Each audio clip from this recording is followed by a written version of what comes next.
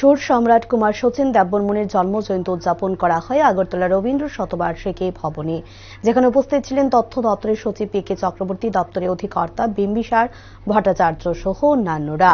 পরবর্তী সময়ে সাংবাদিকদের মুখোমুখি হয়ে তথ্য সংস্কৃতি দপ্তরের সচিব পি.কে চক্রবর্তী বলেন, মাল্যদান ও পুষ্পাঞ্জলির মধ্য দিয়ে ওনাকে শ্রদ্ধাঞ্জলি জ্ঞাপন করা হয়। তাছাড়া শচীন দেববর্মনের জন্মদিন উপলক্ষে একটি সাংস্কৃতিক অনুষ্ঠানের আয়োজন করা হয়, আর এই সাংস্কৃতিক অনুষ্ঠানে রাজ্যের বিভিন্ন শিল্পীরা অংশগ্রহণ করবে।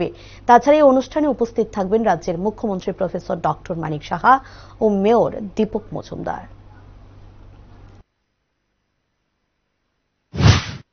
আজকে আমরা তথ্য সংস্কৃতি দপ্তরের পক্ষ থেকে কুমার শচীন দেববর্মনের জন্মদিনে আমরা ওনাকে শ্রদ্ধাঞ্জলি জ্ঞাপন করছি। আজকের প্রভাতী এই অনুষ্ঠানে শ্রদ্ধাঞ্জলি জ্ঞাপন হয়েছে। আমাদের এখানে আমাদের যে তথ্য সংস্কৃতি দপ্তরের যে রাজ্যভিত্তিক সাংস্কৃতিক কমিটি রয়েছে, সেই কমিটির মাননীয় ভাইস চেয়ারম্যান রয়েছেন, আমাদের ডাইরেক্টর সাহেব আছেন। আমরা এখানে সমবেত হয়েছি, মাল্য দান হয়েছে, আমরা শ্রদ্ধাঞ্জলি জ্ঞাপন করেছি। আজকেই এই সুরকার এবং শ্রেষ্ঠ সঙ্গীত শিল্পী কুমার শচীন দেববর্মনের এই জন্মজয়ন্তী উপলক্ষে আমরা সান্ধ্য অনুষ্ঠানের একটা আয়োজন করেছি।